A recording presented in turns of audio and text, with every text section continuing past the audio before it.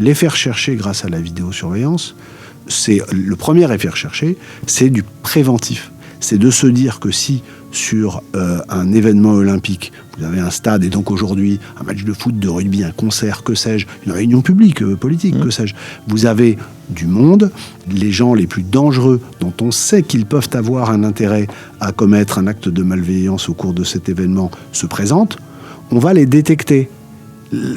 Et en les détectant, mécaniquement, on va empêcher que que le drame survienne. Donc, le but, c'est de détecter et d'empêcher. Même si vous dites qu'on a pas le droit de conserver les éléments, au moins, on a du temps réel et du préventif. Et même ça, ils ont considéré que c'était attentatoire aux libertés. Alors que le but, c'est pas de savoir si vous ou moi, on va voir un match de foot, de tennis, ou un concert, ou une réunion publique.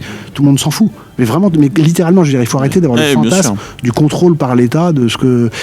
Et alors, dernier argument, qui est un truc que je trouve d'une malhonnêteté intellectuelle ou d'une bêtise, ou les deux, absolument sidérante. C'est le fameux argument « Ah oui, mais alors si un jour un gouvernement mal intentionné arrive au pouvoir ?» Mais moi, je vous réponds très simplement à cet argument. Mais les amis, la technique existe. Donc si un jour un gouvernement mal intentionné arrive au pouvoir, ils mettront la technique en place. Et le fait de ne pas l'avoir fait jusque-là les empêchera pas de le faire à partir de là. Donc faisons-le avant dans un cadre vertueux.